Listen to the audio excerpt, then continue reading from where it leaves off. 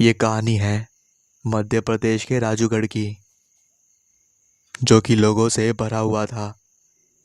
सभी लोग खुशी से इस गांव में रहते थे। इस गांव में एक घर भी था जहां बहुत दिनों से कोई भी नहीं रहता था, और ये घर दूर से देखने पर काफ़ी डरावना लग रहा था। इस गांव में सभी लोग मिलजुल कर रहा करते थे। फिर चाहे कोई भी बात हो, अगर कोई भी त्योहार आता था तो उसे साथ में मिलजुल कर मनाते थे। लेकिन हैरानी की बात हुई, कुछ समय बाद यहाँ पर दुखों का पहाड़ टूट पड़ा था।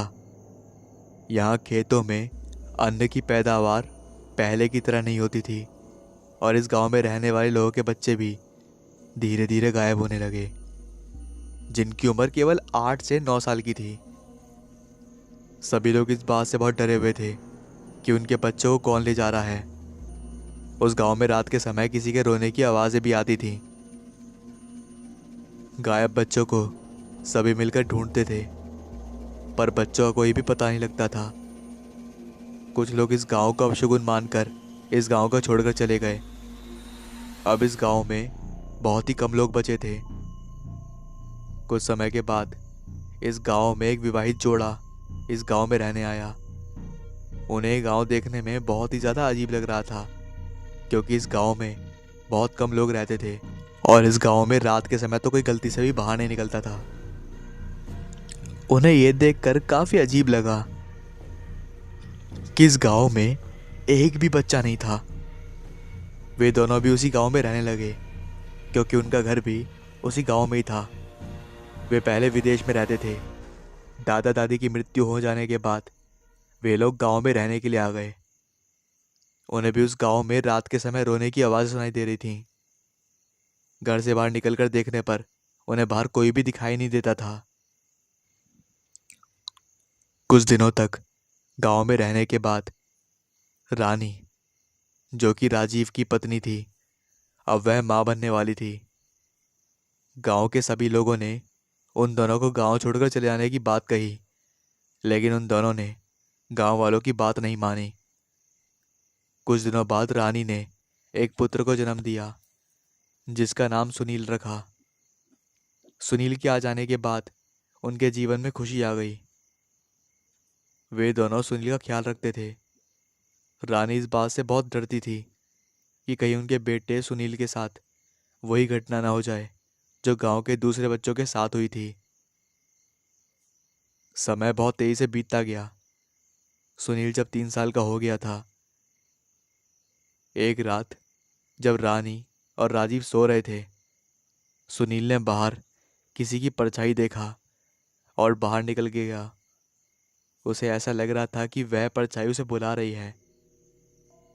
अगली सुबह जब जब राजीव और रानी सोकर उठे तो उन्होंने सुनील को घर पर नहीं पाया। दोनों ने सुनील को खूब ढूंढा, पूरे गांव में ढूंढा, आसपास हर जगह ढूंढा, लेकिन उसका कोई भी अता पता नहीं चला। उधर रानी कड़ी धूप में नंगे पैर हर घर पे जा रही थी, जो भी गांव में घर बने थे, और सुनील के बारे में पूछ रही थी। गांव वालों ने कहा कि हमने पहले ही मना करा था तुम्हें, लेकिन तुम दोनों नहीं माने। इसके बाद राजीव उस गांव के सबसे बूढ़े व्यक्ति शिवजी के पास गया, जो एक बरगद के पेड़ के नीचे बैठकर ये सब बातें सुन रहे थे। शिवजी उस गांव के सबसे बूढ़े व्यक्ति होने के साथ साथ एक ज्योतिषी भी थे। गांव के लोगों का इन पर बहुत विश्वास था। राजीव ने शिवजी से गांव के हालातों के बारे में पूछा कि ऐसा क्यों है, गांव में ऐसा होता क्यों है, और इसके पीछे कारण क्या है। शिवजी ने उसकी बात सुनकर उसे बताया कि ये गांव पहले ऐसा नहीं था जैसे कि आज के समय में है। इस गांव में बहुत से लोग सभी त्योहार को आपस में मिलकर मनाते थे। इसी गांव में मूलचंद और सातरूपा रहते थे। इनकी 3 संतानें थीं, वीर, अर्जुन और यश। इनका परिवार बहुत सभ्य था। इनके घर की दशा ठीक नहीं थी। मूलचंद्र इसी गांव के जमींदार के यहाँ खेतों में काम करके अपने परिवार का पालन पोषण करते थे। इनका जीवन खुशी से बीत रहा था। लेकिन एक साल जब बरसात नहीं हुई और बरसात ना होने के कारण सूखा पड़ गया। सूखा पड़ने के कारण सारी की सारी फसल नष्ट हो गई और फसल नष्ट होने के कारण इस साल मूलचंद का काम भी बंद हो गया। अनाज की पैदावार भी इस साल नहीं हुई थी। काम बंद हो जाने के कारण मूलचंद के पास पैसा भी नहीं था जिससे कि वह अनाज खरीद सके। वह गांव के जमींदार के यहाँ अनाज मांगने के लिए गया, लेकिन जमींदार ने अनाज देने से मना कर दिया। गांव के दूसरे लोगों ने भी मूलचंद की सहायता नहीं करी। उसके घर में अन्न का एक भी दाना नहीं था। उनके बच्चों ने 2 दिनों से अन्न का एक भी दाना नहीं खाया था। भूखे होने के साथ साथ उनकी मृत्यु हो गई। इसके बाद उन दोनों ने भी अपने प्राण त्याग दिए।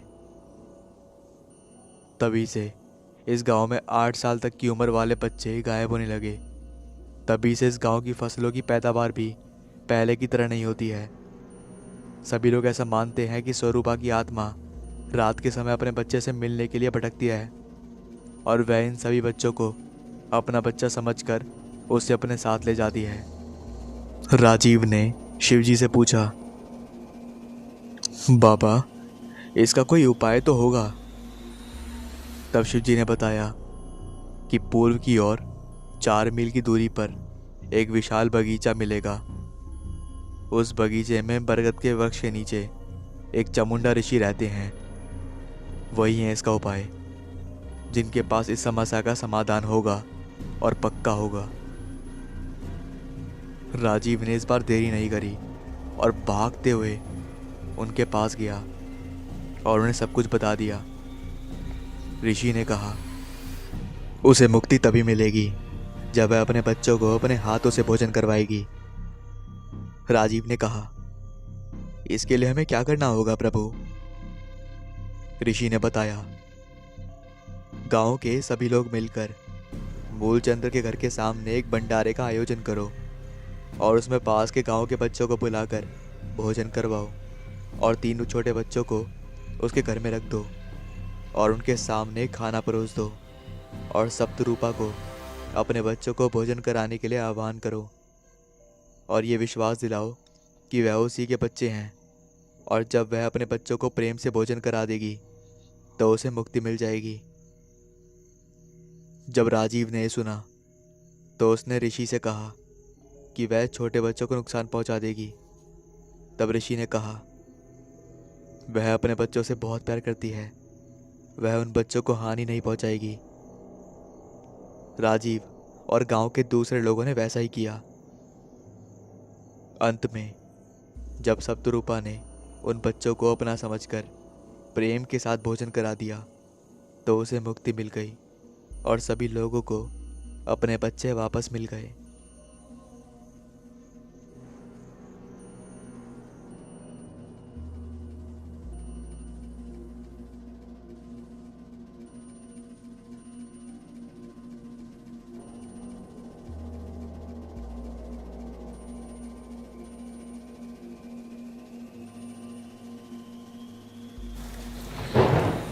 चारों तरफ एक अजीब सा सन्नाटा पसरा हुआ था। मैंने स्नेहा को फ़ोन पर बता दिया था कि आज मैं जल्दी लौटूंगा, फिर भी वह जाने कहाँ चली गई। मैंने खींचते हुए जूते उतारकर सामने रखी खिड़की की दराज के अंदर रखा। मैंने इधर उधर देखा, मुझे वो कहीं नजर नहीं आई, तो हार कर मैंने उसे आवाज़ दी, स्नेहा, स्नेहा, अरे कहाँ हो यार, कितनी देर से ढूंढ रहा हूं तुम्हें। लेकिन उसकी कोई आवाज नहीं आई। मैंने उसके मोबाइल पर भी ट्राई किया, लेकिन वो बंद था। अब मेरा मन कुछ घबराने लगा था। इस घर में हमें आए हुए करीब 6 महीने हुए थे। आज तक ऐसा कभी नहीं हुआ था। वह हर रोज तैयार होकर मेरे घर लौटने का वेट करती थी और इसीलिए वो बालकनी में खड़ी रहती थी। मैंने जल्दी से कपड़े बदले और नीचे आकर गैराज में, गार्डन में और भी कई जगह पर देखा, लेकिन वह कहीं नहीं मिली। ये देखकर मैं चिंतित हो उठा। दरअसल मैं एक डॉक्टर था। मेरी पोस्टिंग पहली बार मुंबई जैसे बड़े शहर के बाहरी इलाके में हुई थी। शहर में रहने पर अस्पताल की दूरी अधिक होने की वजह से मुझे शहर के किनारे एक घर मिल गया था, जो कि मुझे कम किराए पर मिला था। सामने ही एक पुराना सा घर था। शायद शहर से दूर होने की वजह से इसका मालिक यहाँ नहीं रहता था। वैसे भी ये जगह शहर से काफ़ी दूर थी। हर कोई यहाँ मेरे ऐसा नहीं था। यहाँ के लोगों का मानना था कि शहर से दूर रहने की बजाय शहर से ही आना जाना क्यों ना किया जाए। इस नेहा से मेरी शादी 2 साल पहले हुई थी। इसी साल हमने गृहस्थी बढ़ाने की सोची थी और अब 3 महीने चल रहे थे। बहुत खुश थे हम दोनों। अच्छी पत्नी, अच्छा घर, अच्छी नौकरी। अब किसी को और क्या चाहिए होगा। अचानक ही मेरा तबादला इस सुनसान जगह पर हो गया। मेरी नौकरी हुए ज़्यादा दिन नहीं हुए थे, इस कारण मुझे यहाँ जाना पड़ा। अब अचानक से मेरी नींद टूटी। अचानक ही मुझे ख्याल आया और अस्पताल का एक दृश्य मेरे आगे पीछे घूमने लगा। डॉक्टर साहब, मेरे बेटे को बचा लीजिए। देखिए ना, मेरे बेटे को क्या हो गया है। एक 40 साल की उम्र की महिला मेरे कैबिन में घुस गई, मेरे पैरों पर गिर पड़ी और दहाड़े मार मार कर रोने लगी। अचानक उसने अपना चेहरा उठाया तो मेरा दिमाग भक रह गया। उसकी आंखों की पुतलियों से खून निकल रहे थे। माथे के बीचों बीच खून की एक तेज धार बह रही थी। मैं एक डॉक्टर होते हुए भी डर गया। इस वजह से नहीं कि उसके माथे से खून बह रहा था, बल्कि इसलिए कि आखिर क्या हो गया है कि वह औरत इतनी चोट खाने के बाद भी अपने बेटे के लिए रोए जा रही है। मैंने उसे उठाते हुए बोला, देखिए मैडम, मेरी ड्यूटी का समय पूरा हो गया है। अब दूसरे डॉक्टर उसका इलाज करेंगे, मैं कुछ नहीं कर सकता। अब क्योंकि शाम हो रही थी, इसलिए मैंने काम को करने से मना कर दिया। नहीं साहब, मेरा बेटा मर जाएगा साहब, मेरा बेटा मर जाएगा। ये कहते हुए फिर से एक बार उसने मेरे पैर पकड़ लिए और जोर जोर से रोने लगी। मैंने उसकी कोई बात नहीं सुनी और उठकर मैं चला गया। मुझे लगा कि दूसरे डॉक्टर केस को देख लेंगे। मैं अभी ये सोच ही रहा था कि तभी एक जोरदार चीख मेरे कानों में पड़ी। अंधेरा हो चुका था। मैंने जल्दी से एक टॉर्च उठाई और आवाज़ की दिशा में दौड़ पड़ा। मुझे लगा कि हो ना हो ये आवाज़ नेहा है। जैसे ही उस पुराने से घर के पास मैं पहुंचा, तभी एक जोरदार बिजली चमकी और सारे इलाके की बिजली चली गई। मुझे कुछ सूझ नहीं रहा था। हाथ में टॉर्च लेकर मैं दौड़ा चला जा रहा था। स्नेहू, स्नेहू। फिर से एक बार वही आवाज़ गूंज उठी।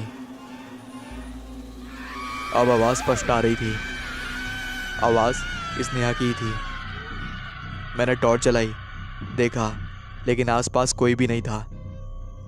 मैंने देखा कि मेन गेट पर ताला लगा हुआ था, जिस पर जाले लगे हुए थे। ऐसा लग रहा था जैसे सालों से ताला खोला ना गया हो। मैंने ताले को उलट पुलट करके देखा। मुझे कुछ भी होश नहीं था। मेरी समझ में नहीं आ रहा था कि क्या किया जाए। मैं गेट को पैरों से लगातार ठोकरें मारे जा रहा था। तभी मेरी नज़र एक टूटे ग्रिल पर पड़ी। ताला तो खोल ही नहीं रहा था। मैंने ग्रिल को जोर से नीचे खींचा, जिससे थोड़ी सी जगह बनी, तो मैं अंदर आ गया। मुझे समझ नहीं आ रहा था कि स्नेहा इस पुराने घर में गई कैसे, लेकिन इस समय सोचने समझने का समय नहीं था। मैं भागकर तेजी से अंदर चला गया। चारों तरफ अंधेरा छाया था। तभी मेरा पैर किसी चीज में फंसा और मैं गिरते हुए एक तरफ लुढ़कता चला गया। मेरे पैरों में चोट लग गई थी। घुटने और हाथों से खून रिसने लगा था। हथेली और उंगलियों से खून टपक रहा था। पर मेरे अंदर जुनून छाया हुआ था। फिर से एक बार मैंने अपनी शक्ति को समेटा और लंगड़ाता हुआ उस पुराने घर की तरफ बढ़ा। सारा दृश्य एक फिल्मी सीन की तरह घटित हो रहा था। वही घटनाएं, वही आवाजें, वही बिजली कड़कना, जैसे कोई फिल्म चल रही हो। मैंने टॉर्च जलाया और इधर उधर देखा। दरवाजे तक मैं पहुंच गया था। अचानक मेरे आगे से कोई साया तेजी से गुजरा और फिर एक तेज आवाज आई, किसी के चिल्लाने की। अब चारों तरफ सन्नाटा छा गया था। मैंने ताकत समेटी और दरवाजे को धक्का दिया। चीं की आवाज के साथ दरवाजा खुला। घुप अंधेरा छाया हुआ था। मैंने टॉर्च जलाया और इधर उधर का मुआयना करा। सफेद दीवारों पर काली काली स्याही लकीरें बड़ी अजीब तरीके से उभरी हुई थी। चारों तरफ सफेद मकड़ियों के जाले लगे हुए थे, जिसके बीच बीच में मकड़ियों के साथ साथ घरेलू छिपकलियां भी मरी पड़ी थी।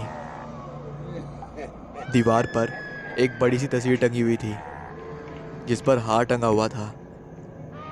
अचानक एक तस्वीर को देखकर मैं चौंक गया और दीवार में एक बात कौंध गई कि हो ना हो, ये औरत वही तो नहीं जो आज मुझे अस्पताल में मिली थी।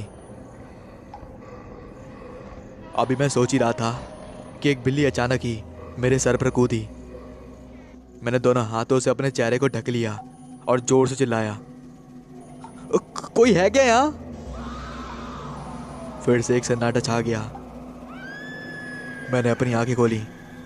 देखा दीवार के जिस भाग पर तस्वीर टंगी हुई थी, उस जगह पर एक तेज रोशनी चमक रही थी। एक परछाई नजर आई मुझे। सफेद सुर्ख पोशाक, आंखों की पुतलियों से खून निकलता हुआ, बाल बिखरे हुए, माथे के बीचों बीच से खून की धार बहती हुई, ठीक वैसी जैसी आज मैंने अस्पताल में देखी थी। मेरा दिल जोरों से धड़क रहा था। आंखें उस तेज रोशनी से चौंधिया रही थी। तभी एकाएक वो साया रोशनी के साथ ही गुम हो गया। उसी बिल्ली की रोने की आवाजें गूंजने लगी। पसीने से नहा गया था मैं। साथ ही एक अट्ठास गूंजने लगी। एक भयानक आवाज, क्या देख रहे हो डॉक्टर? अपनी बीवी को ढूंढ रहा हो या फिर अपने होने वाले बच्चे को ढूंढने आए हो? मिलना चाहोगे उनसे? हाँ, मिलना चाहोगे? देखो। तभी एकाएक बिजली के बल्ब पूरी तरह जलने लगे। लाल सुर्ख बल्ब की रोशनी में मैं सिर्फ इतना ही देख पाया। कमरे के बीचों बीच लगे झूमर में एक रस्सी के सहारे लटकी स्नेहा। बेहोशी की अवस्था में थी वो। उसकी हालत बहुत ज्यादा खराब थी।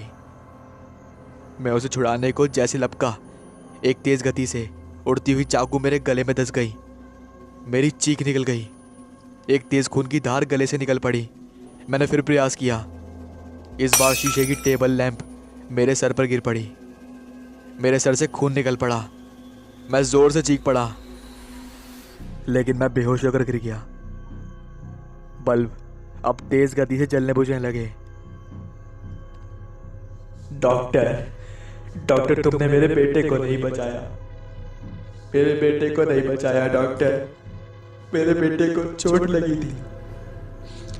अब बड़ी भयानक रोने की आवाजें आने लगी। अगर तुमने सही समय पर इलाज किया होता ना, तो मैं बच जाता। फिर सिसकियों की आवाज उभरने लगी, जो दहाड़ मारकर रोने में बदल गई। बादल बेटे, उठो बेटे, देखो तुम्हारी माँ तुम्हें जगा रही है। उठ जा बेटे। हॉस्पिटल नजदीक है, हम अभी पहुंच जाएंगे। चल बेटे, बादल बेटे, मेरे बेटे उठ जा, उठ जा। ये कहती हुई किसी औरत की रोने की तेज आवाज गूंजने लगी।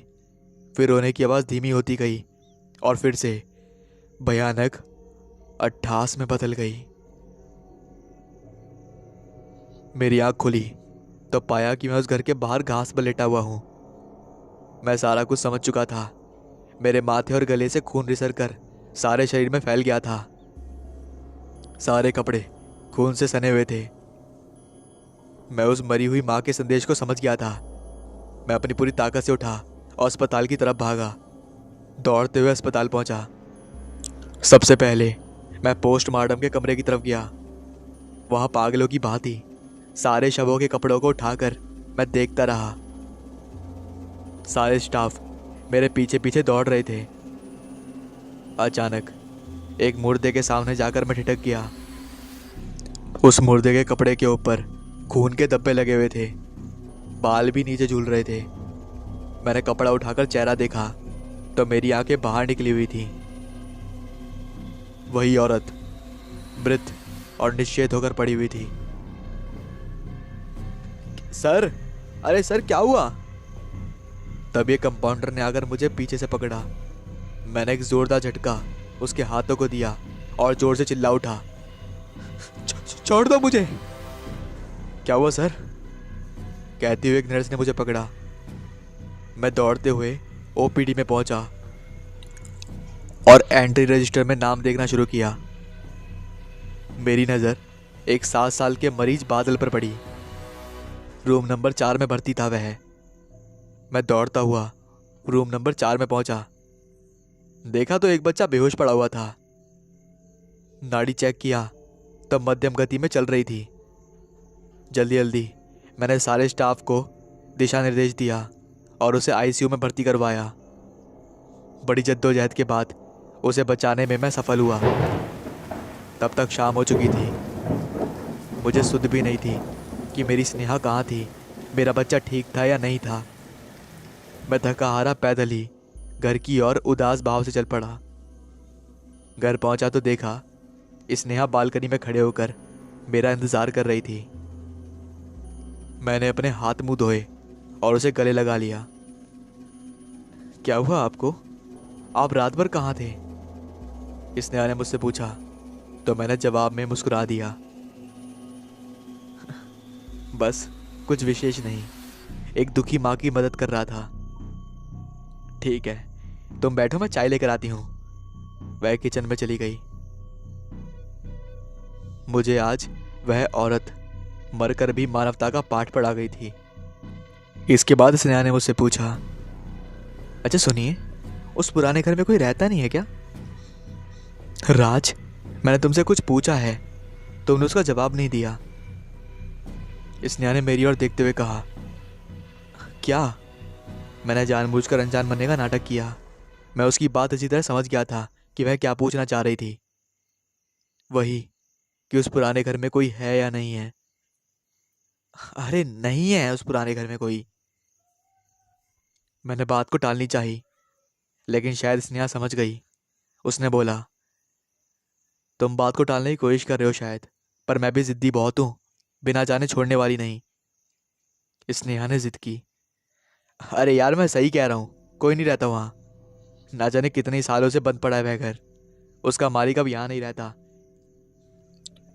वो शायद किसी को घर बेच गया है।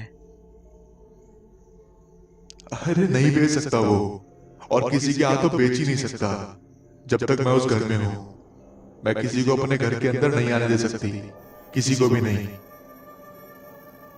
अचानक ही स्नेहा की आवाज बदल गई।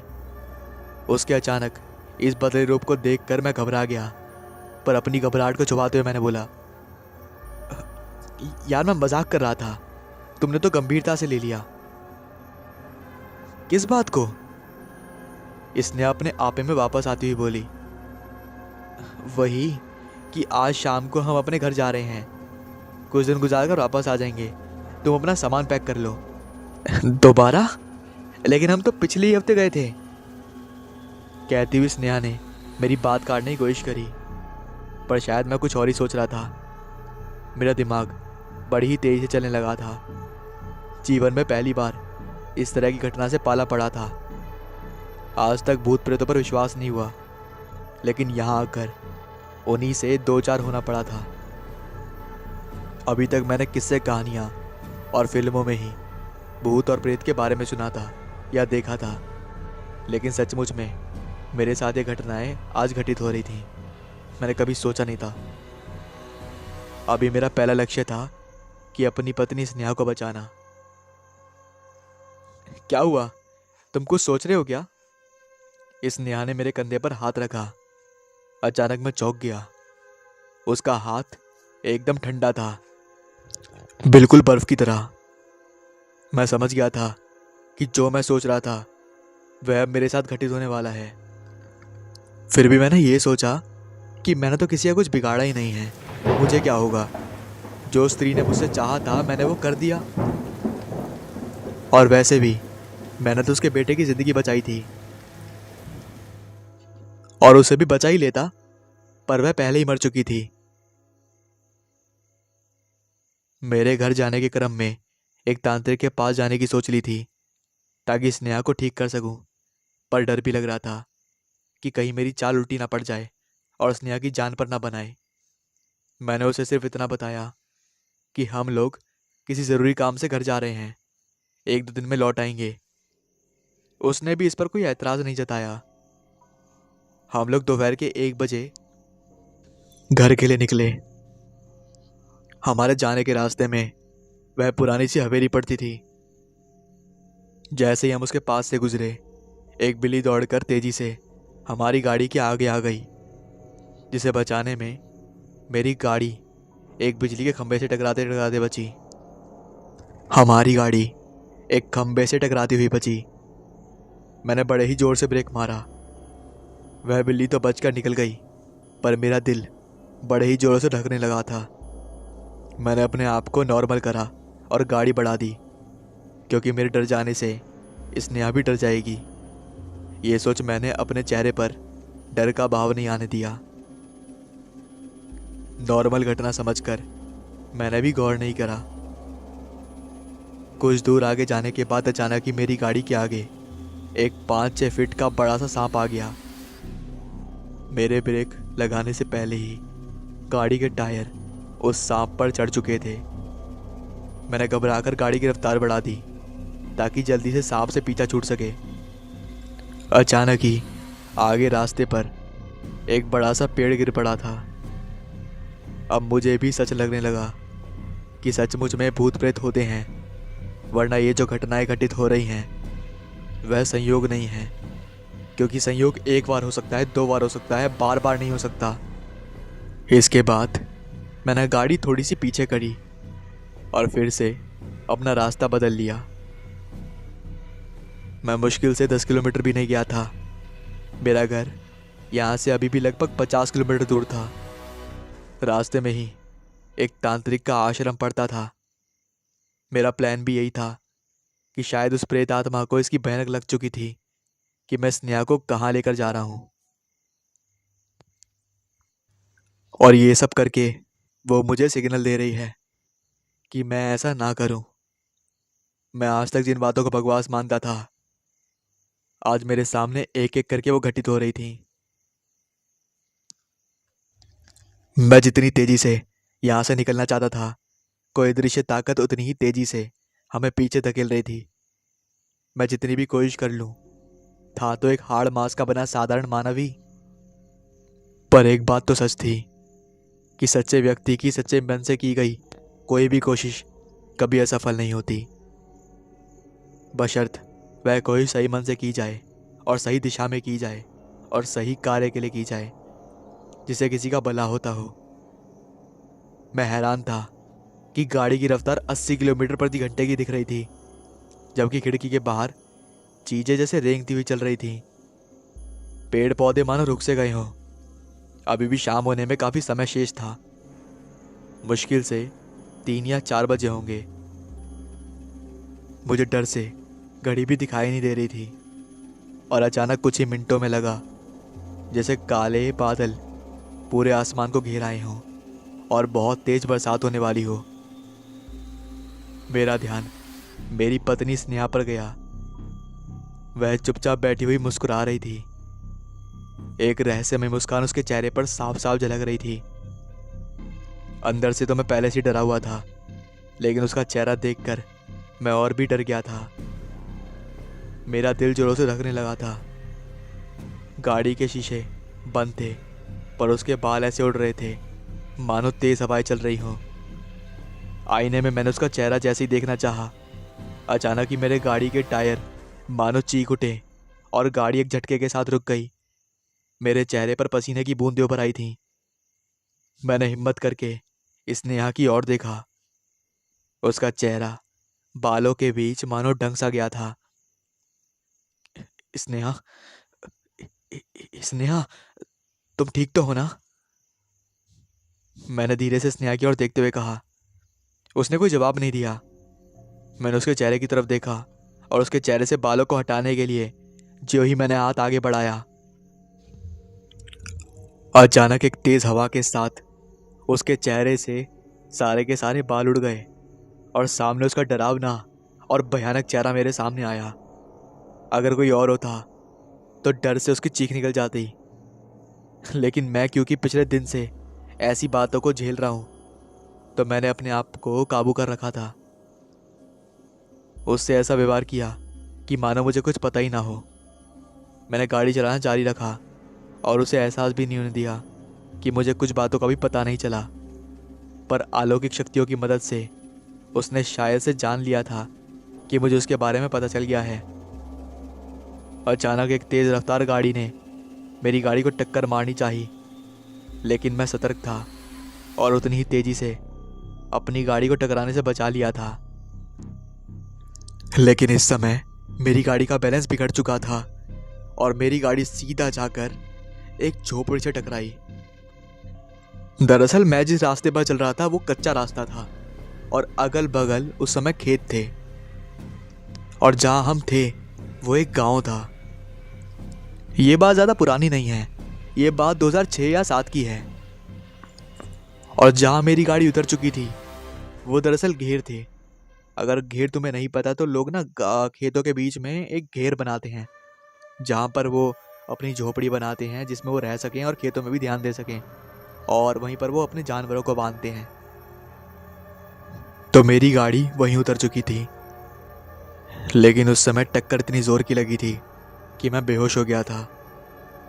जब मैं उठा तो मैंने देखा कि एक बाबा इस नेहा को खाट पे लिटाकर उसके ऊपर पत्ते से कुछ कर रहे थे। उन बाबा के सर पे तिलक लगा हुआ था और वहीं पर कोई औरत चूल्हे पर कुछ काम कर रही थी, और उस औरत ने मुझे देखा। वो औरत मेरे पास आई और उसने मुझे पानी दिया। मैंने पानी पिया और मैंने देखा कि वो बाबा कोई और नहीं बल्कि तांत्रिक बाबा थे, जो कि इस समय अपने घर पे थे और स्नेहा का इलाज कर रहे थे। यानी कि मेरी गाड़ी सही जगह आके रुकी थी।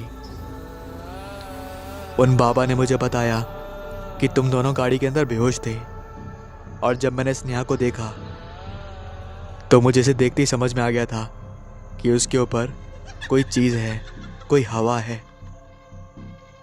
इसलिए मैंने देर ना करते हुए इसका उपाय करना शुरू कर दिया था। बाबा को ये वाली बातें नहीं पता थी कि अस्पताल में क्या क्या हुआ था, लेकिन उन्हें सिर्फ इतना पता था कि इसके ऊपर किसी औरत का साया है और वो औरत मेरे से बदला लेना चाहती थी अपनी मौत का। लेकिन बाबा ने मुझे ये भी बताया कि उस औरत से भी 2-3 दिन और खतरा है, इसलिए उन्होंने हमें एक तावीज़ दिए जिससे कि वो औरत हमारा कुछ नहीं बिगाड़ सकती थी। और वही हुआ। 2-3 दिन तक हमें वो औरत सिर्फ दिखी, लेकिन उसने हम पे अटैक नहीं करा, और उसके बाद से आज तक हमने उस औरत को कभी देखा नहीं, और आज तक हम सेफ हैं।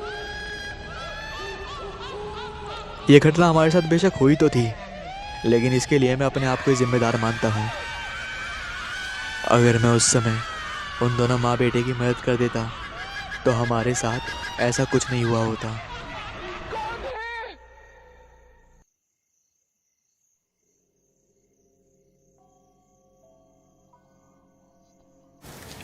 लगभग 22 साल बाद रितिका बनारस आई। साथ में ईशा भी थी, और वाराणसी रेलवे स्टेशन से जैसे ही वो दोनों बाहर निकली, उसने मम्मी से घाट चलने को कहा। रितिका ने ईशा से कहा, एक काम करते हैं, पहले संकट मोचन चलते हैं, उसके बाद घाट चलेंगे। ईशा ने कहा, संकट मोचन हनुमान जी का मंदिर है ना, इसलिए पहले हमें घाट पर चलना चाहिए। वहां पर पहले स्नान करेंगे, उसके बाद संकट मोचन हनुमान मंदिर चलेंगे, ठीक है? लेकिन संकट मोचन तो हनुमान जी का मंदिर है ना, इसलिए पहले घाट चलकर स्नान करना चाहिए, उसके बाद संकट मोचन चलेंगे। ऋतिका ने कहा, यह बात भी सही है। और ऋतिका ने एक टैक्सी वाले से घाट चलने की बात करी। उसने 150 रुपये मांगे।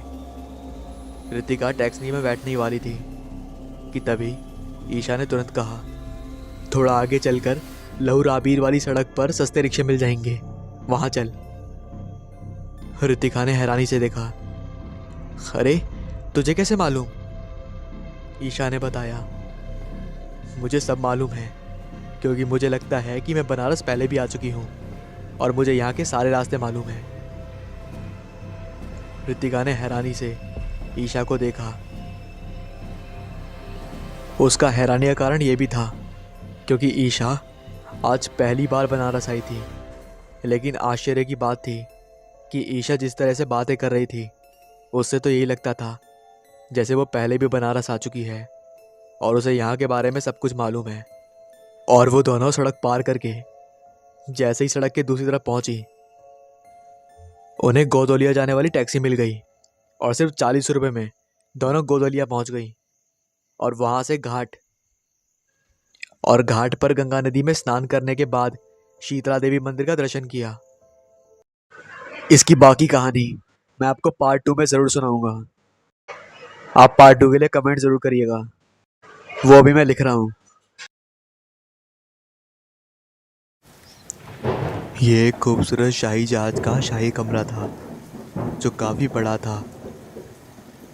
कमरे में एक शाही पलंग था जिस पर नक्काशी की गई थी और उससे लगी हुई एक मेज़ थी, उस पर भी उसी प्रकार की नक्काशी की गई थी जिस पर एक पानी का जग और ग्लास रखा था। कमरे में एक और दरवाज़ा था जो शायद स्नान घर था, जिसमें एक छोटा सा बाथ टब था जिसके पास कुछ बोतलें रखी थी जो शायद इत्र और कुछ अन्य प्रकार की खुशबू की चीज़ें थीं, जो एक शाही परिवार के नहाने में प्रयोग होने वाली वस्तुएं थीं। एक तरफ कपड़े रखने के लिए अलमारी थी। कमरे में पर्दा डालकर उसे काफ़ी अच्छी तरीके से बंद किया गया था। पर्दे के बाहर की तरफ सोफे की तरह कुछ कुर्सियां रखी थी और एक मेज थी जिस पर एक फूलदान रखा गया था। कमरा बिल्कुल शांत था। तभी वहां पर 20 से 21 साल की एक लड़की आती है। गोरा रंग, नीली आंखें और हल्के सुनहरे लंबे बाल, 5 फीट 6 इंच लंबाई। देखने से ही पता चल रहा था कि वो कोई राजकुमारी है। उसके साथ ही कमरे में 2 और लड़कियां आईं जो उसकी दासी थी।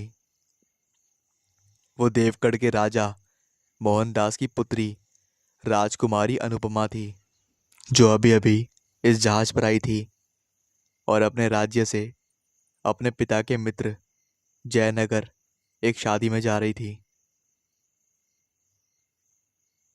राजकुमारी ने अपने कमरे में आते ही दासियों से कहा, हमारे नहाने का प्रबंध किया जाए। एक दासी ये सुनते ही दूसरी तरफ स्नान घर में चली गई और दूसरी दासी राजकुमारी के वस्त्र निकालकर स्नान घर में रखाई। राजकुमारी स्नान घर में चली गई और दासी ने दरवाजा बाहर से बंद कर दिया। राजकुमारी अपने वस्त्र उतारकर एक तरफ रख दिए और जलकुंड में प्रवेश किया। लेकिन हर पल उसे महसूस हो रहा था जैसे उसे कोई देख रहा है। उसने हर तरफ नजर घुमाई लेकिन कोई नहीं था। एक दासी अंदर आई और उसको स्नान करने में मदद करने लगी। अनुपमा ने दासी से कहा, हमें ऐसा लग रहा है जैसे हमें कोई देख रहा है। दासी ने हर तरफ देखा लेकिन उसे कोई दिखाई नहीं दिया। उसने बोला, राजकुमारी जी, यहाँ तो कोई भी नहीं है, शायद आपको कोई वहम हो रहा है। ये कहकर दासी ने राजकुमारी के नहाने के पानी में इत्र मिला दिया और राजकुमारी नहाने लगी। लेकिन ये भी सच था कि एक जोड़ी आंखें केवल राजकुमारी को देख रही थी, जो राजकुमारी को देखते ही उन पर मोहित हो चुकी थी। राजकुमारी स्नान करके आई तो दासियों ने उनको तैयार होने में मदद करा। पीले रंग के राजसी वस्त्रों में वो बेहद खूबसूरत लग रही थी। हर पल उसे लग रहा था कि कोई उसे देख रहा है, लेकिन देखने पर कोई नजर नहीं आ रहा था। राजकुमारी अनुपमा तैयार होकर अपने कमरे से बाहर आ गई और जहाज पर घूमने लगी। ये जहाज उसके पिता राजा साहब का था, जिससे नहर के रास्ते दूसरे दूर के राज्यों तक जाया जा सकता था।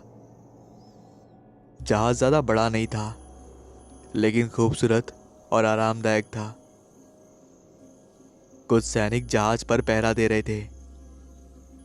शाम का समय था, हल्की ठंडी हवाएं चल रही थी। राजकुमारी को यहाँ बहुत सुकून मिल रहा था। कमरे के अंदर तो हर पल उसे ऐसा लग ही रहा था जैसे कोई ना कोई उसे देख रहा है। थोड़ी देर घूमने के बाद राजकुमारी अनुपमा जहाज के किनारे आकर खड़ी हो गई और उससे लगी रेलिंग से बाहर की ओर देखने लगी। ये नहर काफी ज्यादा गहरी और चौड़ी थी। पानी बिल्कुल साफ था, जिसमें मछलियों को देखा जा सकता था। तभी एक तेज शीतल पवन का झोंका आकर उसके बालों को उड़ा गया। राजकुमारी अचानक से चौंक गई। अनुपमा को अपने आसपास एक मीठी सी खुशबू महसूस हुई। उसने चारों तरफ देखा, लेकिन उसे कोई नजर नहीं आया। तभी दासी उसे भोजन के लिए बुलाने आ गई। वो दासी के साथ भोजन के लिए चली गई। जाते जाते उसने हल्के से पीछे मुड़कर देखा, वहां कोई नहीं था। इस बात पर राजकुमारी ने उन सारे किस्सों को अपना वहम समझा। भोजन के लिए राजकुमारी भोजन कक्ष में जाती है तो उनके भाई साहब उन्हें उनसे पहले वहां इंतजार करते मिले। उनके भाई साहब अनूप सिंह उनसे बोले, कहाँ गई थी अन्नू? हम कब से भोजन के लिए आपकी प्रतीक्षा कर रहे हैं। राजकुमारी बोली, कहीं नहीं भाई साहब, वो हम जहाज पर घूमने चले गए थे। अनूप सिंह बोले, कोई बात नहीं, आओ भोजन तैयार है, भोजन कर लो। जी भाई साहब बोल के राजकुमारी भोजन के लिए बैठ गई। राजकुमारी ने अपने भाई साहब से पूछा, भाई साहब हम कितने दिनों में वहां पर पहुंच जाएंगे? अनूप सिंह बोले, 4 दिन में हम मौसी के पास पहुंच जाएंगे। तुम्हें अच्छा ही लग रहा क्या? कोई प्रॉब्लम आ रही है? अगर जरा सा भी ऐसा है तो मुझे अभी बता दो। राजकुमारी बोली, ना भाई साहब, हमें इस जहाज पर बहुत अच्छा लग रहा है, हम बहुत खुश हैं। जो आपने मौसी के जाने के लिए जहाज की व्यवस्था करी, उसके लिए बहुत बहुत धन्यवाद। भोजन समाप्त करके राजकुमारी अपने कक्ष में आ गई। अंधेरा काफी हो चुका था और कमरे में सेवकों ने झूमर रोशनदार किए हुए थे। राजकुमारी आकर अपने बिस्तर पर लेट गई। सुबह से सफर करने के कारण उसे थकान से जल्दी नींद आ गई। कुछ देर बाद ही कुछ साए राजकुमारी के चारों तरफ खड़े थे, जो अच्छे तो बिल्कुल भी नहीं थे। किसी को भी नहीं पता था कि इस जहाज पर रात होते ही कुछ भूतों के साए जाग जाते हैं। जिस पर भी उठते ही उनकी नज़र पड़े, वो उसे मार के खा जाते थे। वो सब बहुत ही डरावने थे। सबके चेहरे कटे हुए, आंखें बाहर को निकली हुई। वो सब राजकुमारी की तरफ उसको मारकर खाने के लिए बढ़े। तभी पीछे एक आवाज आई, रुक जाओ, आगे बढ़े तो तुम सबके लिए अच्छा नहीं होगा। उन सब ने पीछे मुड़ के देखा तो उनके पीछे से एक साया आया, जो दिखने में एक राजकुमार की तरह खूबसूरत और मजबूत कटकाठी का था। उसके शरीर से चमकीली सफेद रोशनी निकल रही थी। उसको देखकर सभी भूतों के साए हंसने लगे और बोले, अरे, तुझे तो हमने पहले ही मार दिया था। लगता है मरने के बाद तू भी हम जैसा भूत बन गया है। कोई बात नहीं, हम तुझे भी इसका शरीर का कुछ हिस्सा देंगे खाने को। ये सुनकर उस साए ने अपना हाथ गुस्से से आगे किया तो एक रोशनी निकलकर उन सभी भूतों को लगी, जिससे वो सब चिल्लाने लगे। उनके चिल्लाने की आवाज़ सुनकर राजकुमारी जाग गई और अपने सामने इतने भयानक भूतों को देखकर डर से कांपने लगी। सभी भूत फिर से राजकुमारी की तरफ बढ़ने लगे, जिसको देखकर राजकुमारी समझ गई कि वो इन सब से नहीं बच सकती। लेकिन उनके आगे बढ़ते ही फिर से एक सफ़ेद रोशनी उनकी तरफ आई और उन सब के शरीर जलने लगे और वो सब देखते ही देखते जलकर भस्म हो गए। अब राजकुमारी की नज़र उस सफ़ेद साए पर पड़ी। वो जाने लगा तो राजकुमारी ने कहा, रुको, तुम कौन हो जिसने मेरी अभी जान बचाई है? वो साया राजकुमारी के पास आया तो राजकुमारी डरने लगी। तो उस साए ने कहा, डरो मत, मैं तुम्हें नुकसान नहीं पहुंचाऊंगा। मैं बस इन सबको मार नहीं आया था। 200 साल पहले इन्होंने मुझे और मेरे परिवार को मार दिया था। तुम्हें शायद पता नहीं, ये हजारों साल से इस जहाज पर थे। जो भी इस पर सवार होता है उसे ये मार देते हैं। मैं भी मरकर तब से ही भटक रहा था। दरअसल ये समुद्री लुटेरों की आत्माएं हैं जिन्हें अब तक मुक्ति नहीं मिली।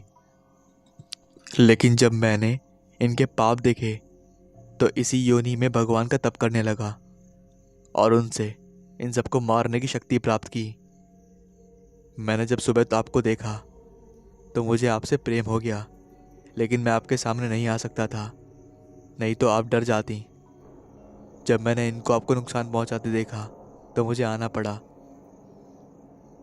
राजकुमारी भी बिना पल के झपकाए इस राजकुमार के भूत को देख रही थी।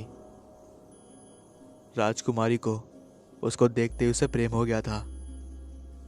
ये राजकुमार जान चुका था, इसलिए उसने राजकुमारी से विदा ली। राजकुमारी ने कहा, क्या तुम रुक नहीं सकते? तो राजकुमार के साए ने कहा, नहीं राजकुमारी, मैं केवल इन सबको मारने के लिए यहाँ पर आया था। इनके मरते ही इनकी सभी आत्माएं मुक्त हो गई हैं, इसलिए मुझे भी अब जाना पड़ेगा। आप अपना ध्यान रखना। और राजकुमारी ने राजकुमार से विदा ली और उसे एक फूल देकर वहां से गायब हो गया। उसके जाने के बाद राजकुमारी ने अपने हाथ की तरफ देखा तो एक खूबसूरत मोती उसके हाथ में था। राजकुमारी की आंख से 2 आंसू निकलकर उसके हाथ पर गिर गए और इसी के साथ कहानी का अंत होता है।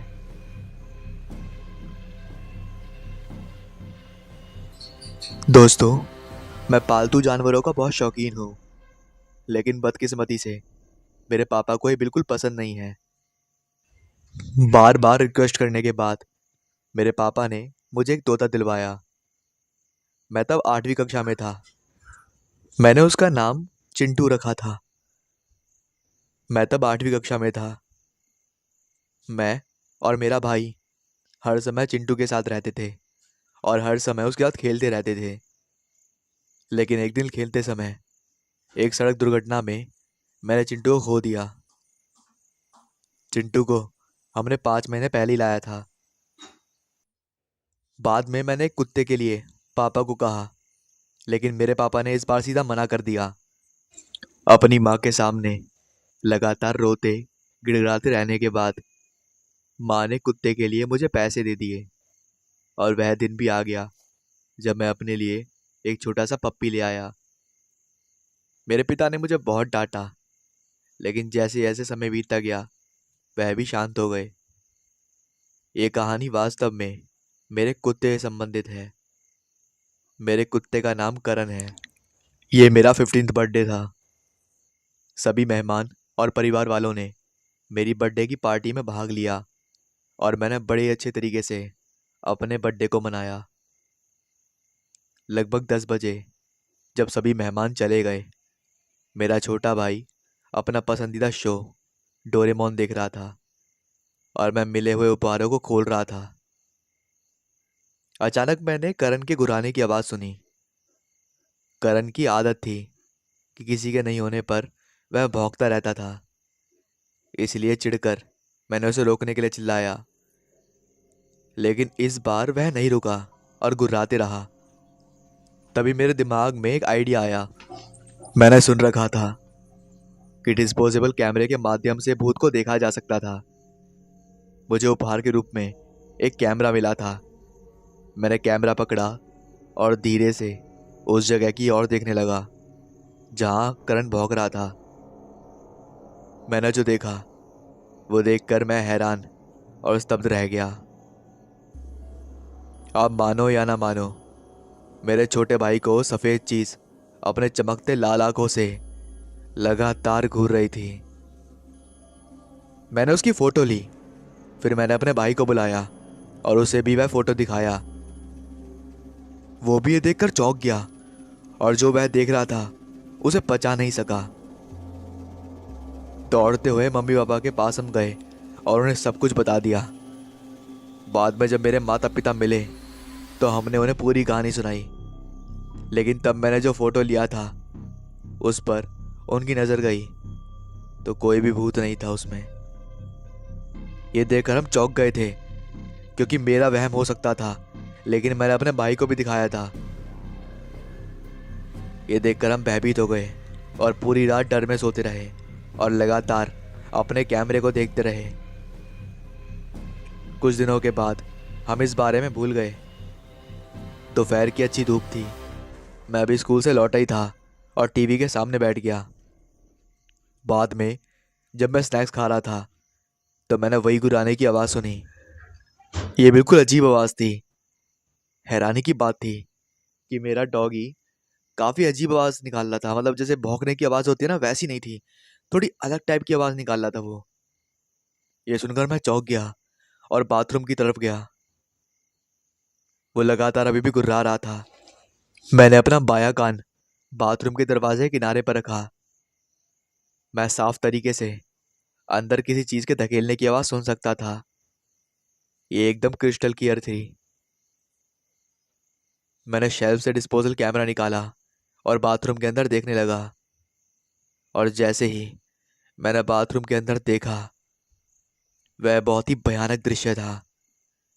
एक सफ़ेद बादल जैसी चीज़ करण को मार रही थी। मुझे नहीं पता कि वह क्या था। उसके हाथ और पैर थे लेकिन उंगलियां नहीं थी। ये देखकर मैं घबरा गया और मैंने भागते हुए माँ से शिकायत करी। उसने तुरंत ही मेरे हाथ में एक रुद्राक्ष बांधा।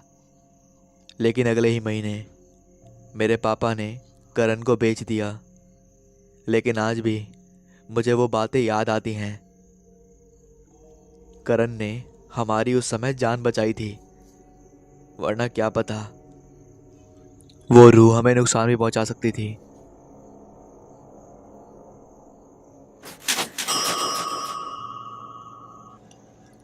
घंटी की आवाज़ सुनकर मिस्टर आकाश ने दरवाज़ा खोला। सामने दो लड़के खड़े थे। उनके चेहरे पर बेचैनी थी। मिस्टर आकाश उनकी तरफ देखकर बोले, जी बताइए। नमस्ते अंकल, मैं आयुष और ये गगन है। एक्चुअली हम लोग आपसे इस पड़ोस वाले मकान की चाबी लेने आए थे। मकान की चाबी? कौन से मकान की चाबी? अंकल, ये जो आपके पड़ोस में मकान है ना, वो हमने किराए पर लिया है। गगन और आयुष ने मिस्टर आकाश को सारी स्थिति समझाई। उन्होंने पूरी बात उन्हें समझाते हुए कहा, दरअसल अंकल, उसी मकान के मालिक ने कहा है कि उसकी चाबी आपके पास है। मकान की देखरेख करने के लिए उसने चाबी आपको दे रखी है। उसने हमें बताया है कि हम चाबी आकर आपसे ले लें, इसलिए हम आपके पास आए हैं। मिस्टर आकाश लगभग 60 साल की उम्र के हट्टे कट्टे व्यक्तित्व के समान ही थे। चेहरे से काइया किस्म के आदमी नजर आते थे। उन्होंने उन दोनों को घूरते हुए कहा, क्या तुम्हें पता है ये मकान भूतिया है? आयुष और गगन ये सुनते ही बुरी तरह से चौंक पड़े। क्या कहा अंकल? ये मकान भूतिया है?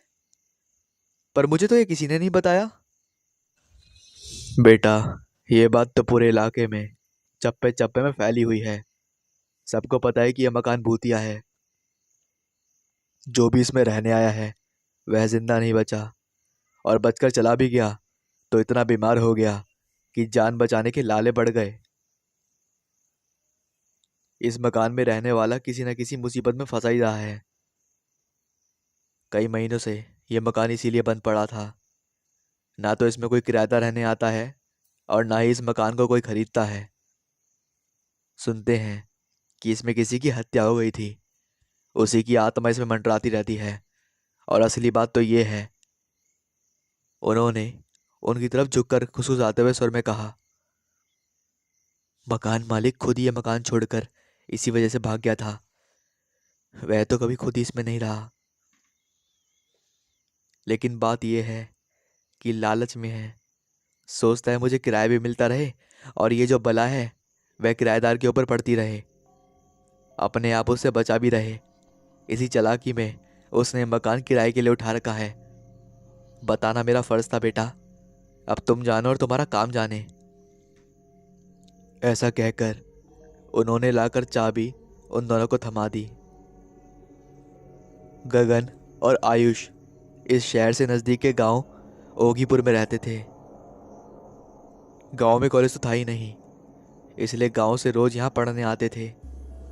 उन्होंने कोचिंग भी ज्वाइन कर रखी थी, तो उनके समय की बर्बादी बहुत होती थी।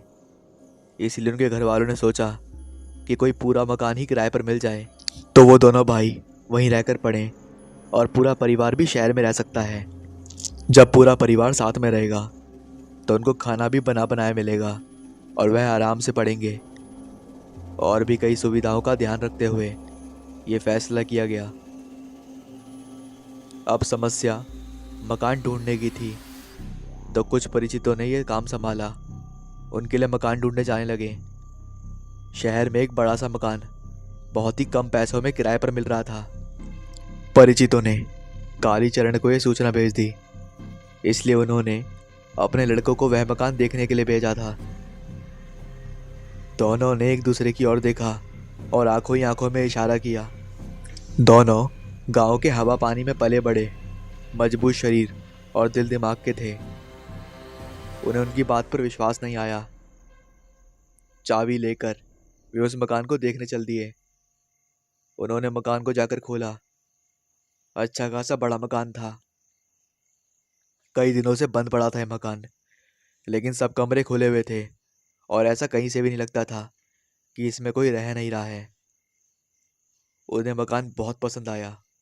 उन्होंने फ़ोन करके अपने घर पर सूचना दे दी और कह दिया कि मकान बहुत अच्छा है और हम लोग आज रात को ही यहाँ पर शिफ्ट हो जाएंगे। तभी खट की आवाज़ आई। कमरे में खड़े हुए गगन और आयुष चौंक पड़े। उन्होंने देखा कि दरवाजे पर मिस्टर आकाश खड़े थे। उनके हाथ में एक जग और 2 गिलास थे। अंदर आते हुए बोले, बच्चों, मैंने सोचा कि तुम लोगों के लिए चाय ले आऊं। लो, चाय पी लो। ऐसा कहकर उन्होंने दोनों गिलासों में चाय उड़ेली और उनको थमा दी। उनकी सहृदयता पर मुग्ध होते हुए उन्होंने मिस्टर आकाश को धन्यवाद दिया और कहा, धन्यवाद अंकल, आप चलिए, हम अभी थोड़ी देर में चाय पीकर आपके बर्तन देने आते हैं। कोई बात नहीं बेटा, कोई बात नहीं। ऐसा कहकर वह मुड़कर चले गए। अभी वो चाय पी रहे थे कि उन्हें कुछ आहट सुनाई दी, जैसे कोई पास वाले कमरे में भागकर दूसरे कमरे में गया हो। चाय रखकर वे दोनों भागकर पास वाले कमरे में, फिर दूसरे कमरे में, सब जगह देखाए, मगर किसी की परछाई तक नहीं दिखी। वे बड़ी हैरान थे। वे दोनों फिर वापस अपने कमरे में आ गए। उन्होंने चाय खत्म करी, फिर मिस्टर आकाश के घर पर उनके बर्तन देने गए। कैसा लगा बेटा मकान? अच्छा लगा अंकल, दोनों ने एक साथ कहा। अच्छा लगा अंकल। और अंकल, चाय भी बहुत अच्छी थी, कसम से। कैसी चाय बेटा? एक्चुअली अब हम दोबारा मिल रहे हैं, मिस्टर आकाश ने कहा। तभी गगन बोला, अंकल क्या बोल रहे हो आप गए नहीं थे? हमें हमें चाय आपने दी तो थी। दिमाग घूम गया क्या तुम्हारा? मैं क्यों जाने लगा? चाय अगर तुम्हें पिलानी होती तो मैं यहीं पिला देता, मैं तो कहीं गया ही नहीं, मिस्टर आकाश ने कहा। अब सचमुच दोनों का दिमाग घूम गया, क्योंकि मिस्टर आकाश तो कपड़े भी दूसरी तरह के पहने थे। मिस्टर आकाश की बात सुनकर आयुष और गगन का दिमाग साए साए करने लगा। फिर वह कौन था जो उनके लिए चाय लेकर आया था? जब वह चाय पी रहे थे तो कमरे से भागकर दूसरे कमरे में जाने की किसके कदमों की आड़ थी? फौलादी मजबूत साहसी दिल पर हल्का सा कंपन अवश्य हुआ, पर साहस सीना तान कर खड़ा था। डर उस पर दौड़ दौड़ कर धक्का मारकर गिराने की कोशिश कर रहा था। डर और साहस के द्वंद्व में बुद्धि कूद पड़ी और आयुष और गगन के दिमाग सजग हुए। उन्होंने आकाश से इजाज़त मांगी। मिस्टर आकाश ने गंभीर स्वर में उनसे कहा, देख लो, अभी भी मान जाओ, तुम्हारी उम्र को देखकर कह रहा हूं, माता पिता बुढ़ापे में रोएंगे। मगर उन दोनों के शैतानी जासूसी दिमाग में तो जासूसी का कीड़ा कुलबुला रहा था। अंकल क्या आप यहाँ अकेले रहते हैं? मेरा मतलब है यहाँ कोई दिखाई नहीं दे रहा है। बेटा मेरा बहुत बड़ा परिवार है, 2 बेटे हैं, बहू हैं, मेरी पत्नी और नौकर शंभू है, मगर इस समय सभी शादी में गए हुए हैं, इसलिए कोई दिखाई नहीं दे रहा। खाली शंभू यहाँ है, वह अंदर किचन में मेरे लिए खाना बना रहा होगा। चाय पियोगे? आखिरी बार पी लो, पता नहीं फिर तुमसे कब भेंट हो।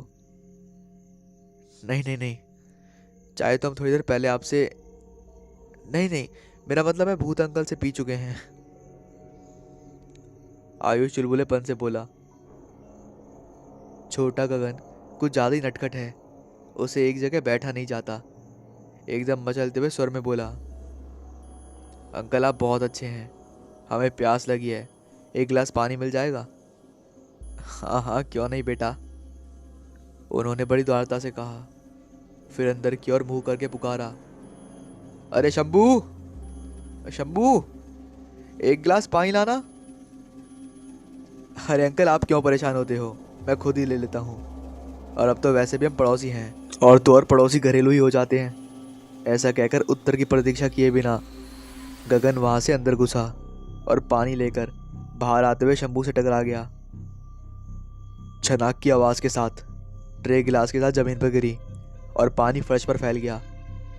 शंभू फर्श पर पहले पानी को साफ करने के लिए अंदर पोछा लेने चला गया।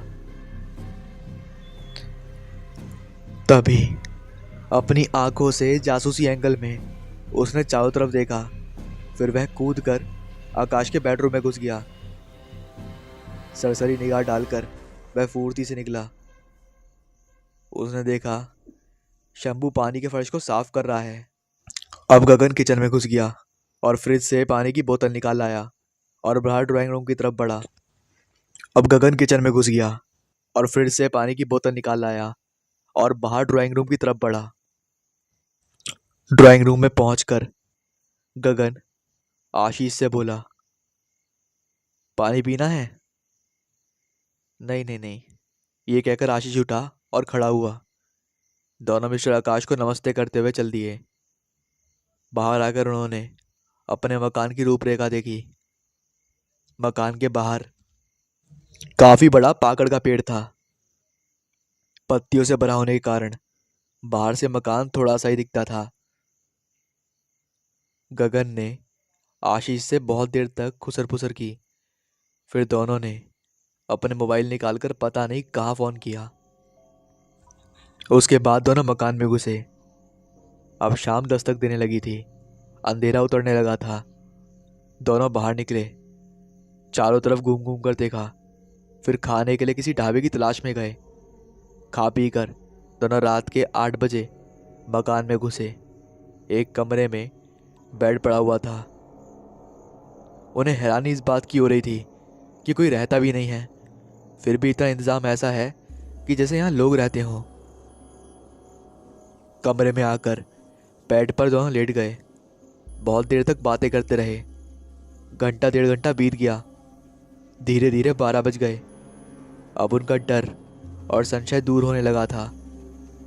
वे एक दूसरे से बातें कर रहे थे। नींद तो आंखों से कोस दूर थी।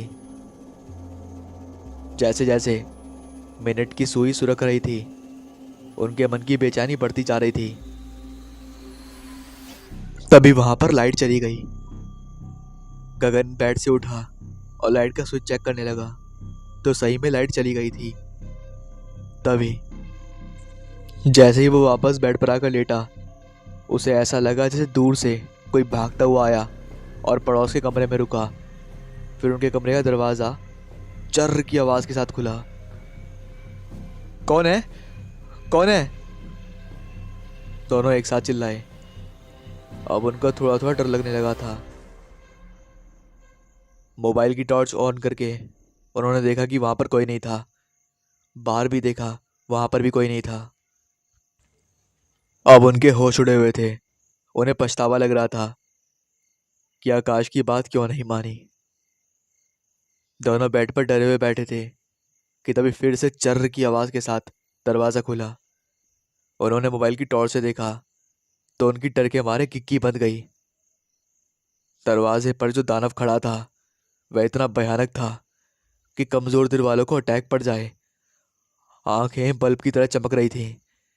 चेहरे पर असंख्य घाव के निशान थे जिनसे खून बह रहा था। उस भयानक भूत को देखते ही गगन और आशीष की हिम्मत जवाब दे गई। कमरे में बदबू फैल गई। गगन और आशीष ने नाक पर हाथ रखा, मगर बदबू तो फिर भी आ रही थी। उनका दिमाग भन्ना उठा। उनकी आंखों में खौफ के लहरें उठे। वह भयानक भूत आगे बढ़ा और उनके करीब आ गया। आशीष और गगन बेड पर से उछलकर खड़े हो गए। उनका मन भय की अधिकता के कारण उस स्थिति में पहुंच चुका था जब प्राणों का भी डर नहीं रह जाता। जब मालूम हो जाता है कि अब बचने की आशा नहीं है और मौत पास है, तब फिर बाकी रह क्या जाता है। और उस समय अपने किसी प्राणों से भी प्रिय की जान पर बनाए तो फिर क्या डरना। यही हाल इस समय आशु और गगन का था।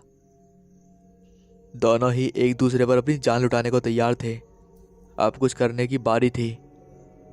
भयानक आकृति के भूत ने गगन पर झपट्टा मारा। गगन बेड से कूदकर भागा। उसका पंजा गगन की पीठ पर लगा। उसकी शर्ट फटती चली गई। पीठ पर मामूली सी खरोच आई। गगन अब कमरे के बाहर था। भूत मुड़ा। अब उसने आशीष पर हमला किया। आशीष कूद कर बेड पर खड़ा हो गया। भूत भी बेड पर चढ़ गया। अब आशीष को भागने का मौका नहीं मिला। भूत ने आशीष की गर्दन दबोचनी चाही, पर आशीष एकदम झुक गया। झोंक खाकर भूत भी आशीष के ऊपर गिर पड़ा। आशीष का बदबू के कारण दम घुटने लगा। उसने जोर लगाया और उसे पलटने की कोशिश करी। उस भूत ने आशीष की गर्दन पकड़ ली और पूरी ताकत से दबाने लगा। उसका दम घुट रहा था। वह पूरी ताकत से दोनों हाथों से अपने को छुड़ाने की कोशिश कर रहा था। तभी भूत पर एक प्रहार हुआ और आशीष की गर्दन छूट गई। आशीष ने देखा कि गगन डंडा लिए खड़ा था। भैया भागो, गगन बोला और दोनों बाहर भागे। पर अब निकलना आसान नहीं था। आगे एक और भूत खड़ा था। उसने उनका रास्ता रोक लिया। तब तक कमरे वाला भूत भी आ गया।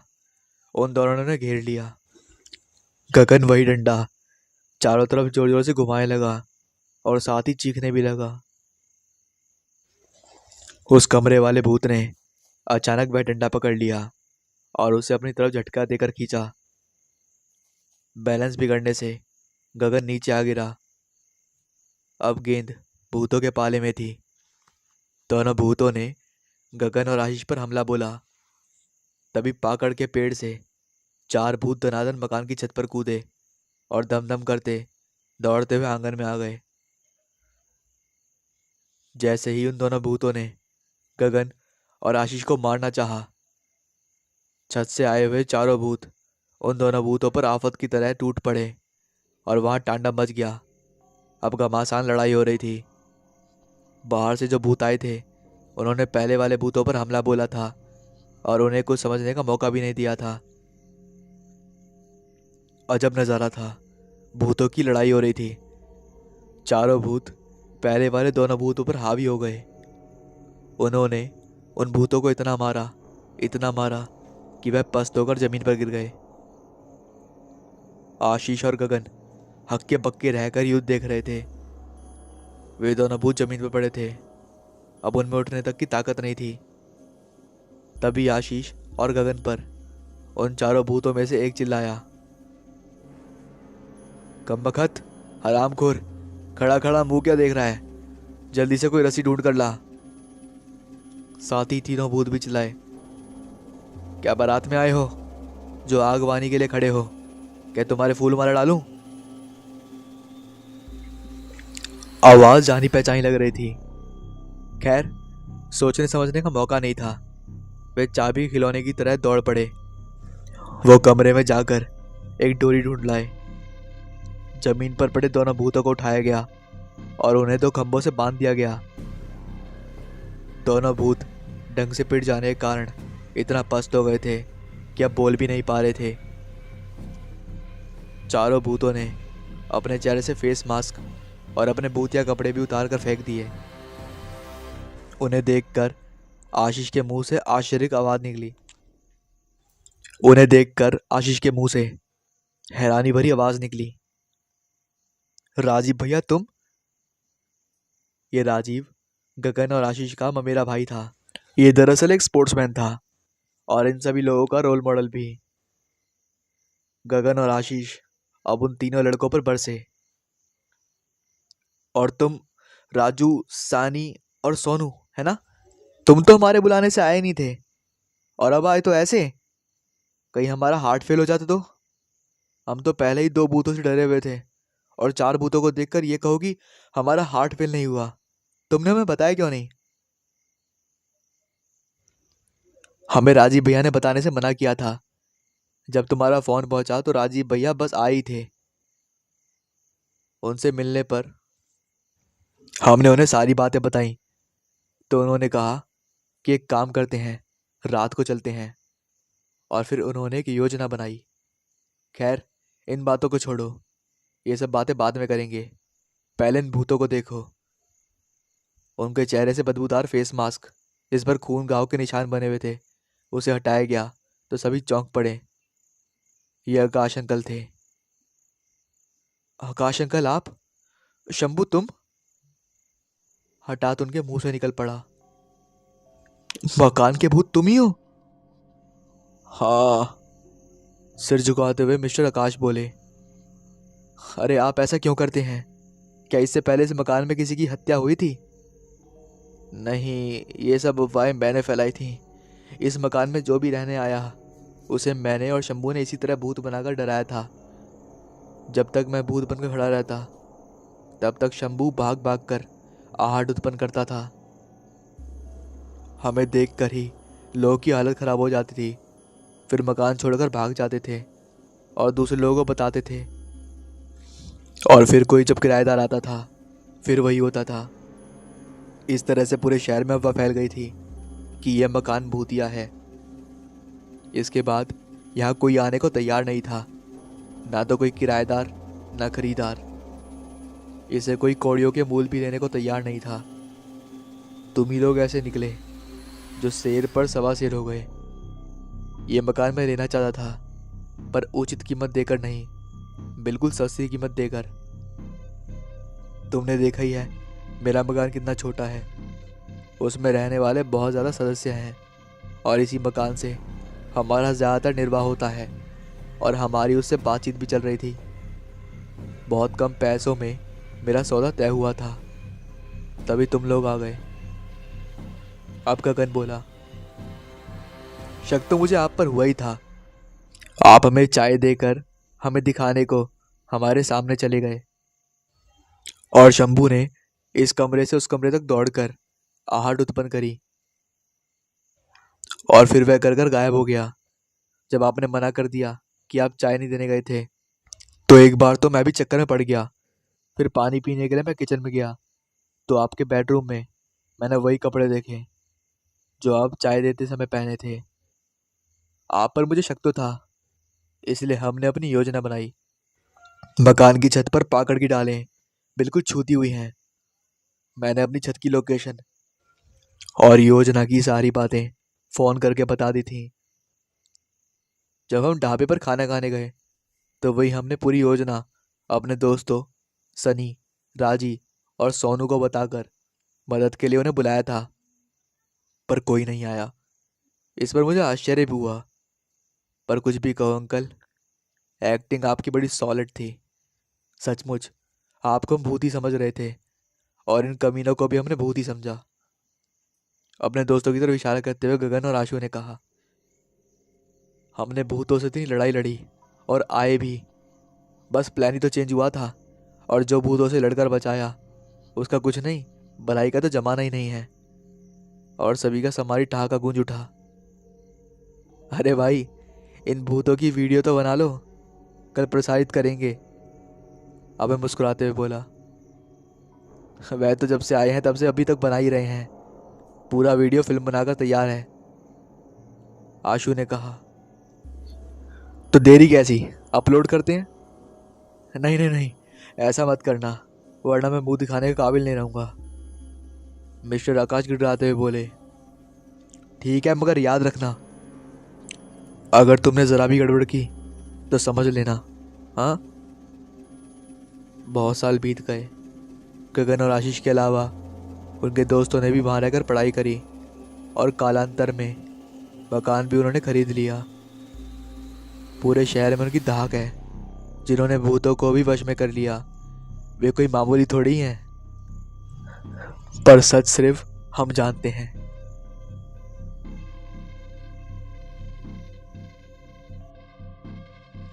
दोस्तों, काफ़ी सारी पवित्र बुक्स होती हैं, जैसे कि कुरान, बाइबल।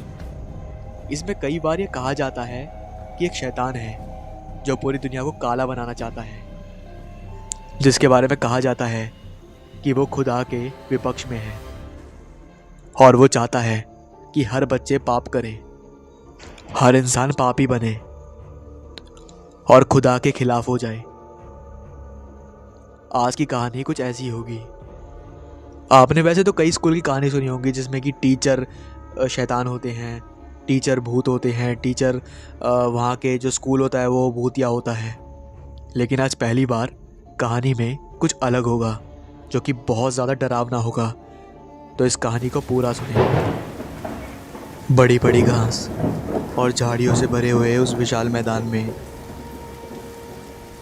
उस प्राचीन इमारत को बाहर से देखने पर यह अंदाज़ा लगाना बहुत मुश्किल था कि ये कोई स्कूल की इमारत है।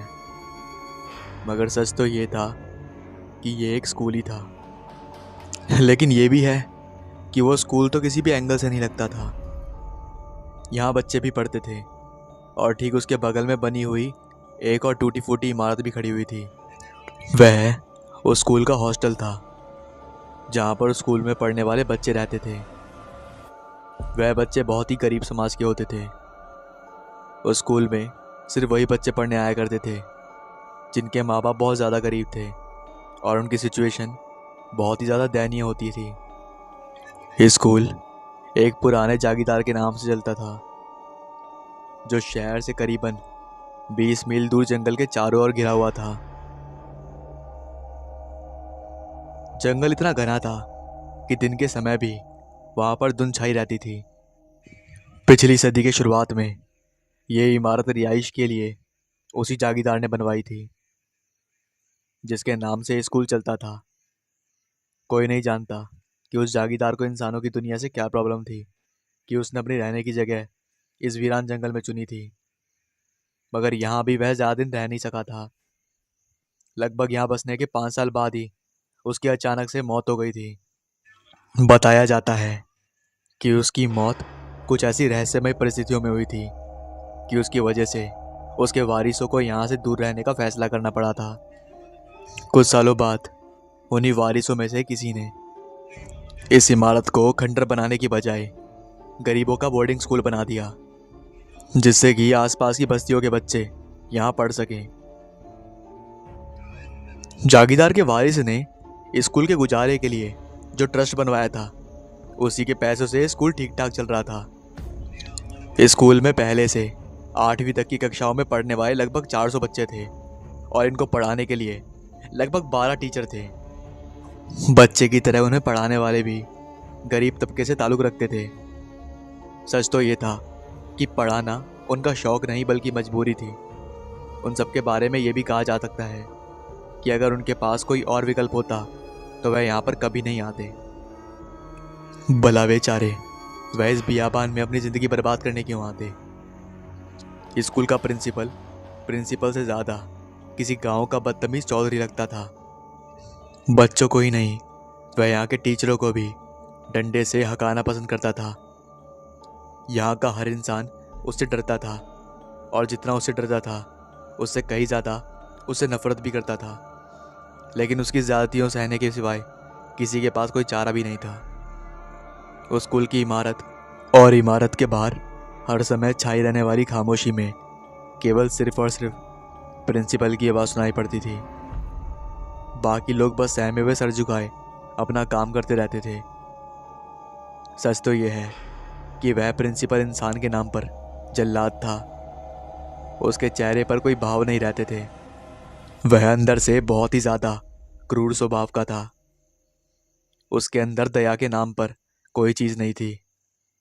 वो इन वीराने में रहकर शायद वो अपने अंदर की इंसानियत भूल चुका था। वह भूल चुका था कि वह भी एक इंसान है और इंसान के अंदर जज्बात भी होते हैं।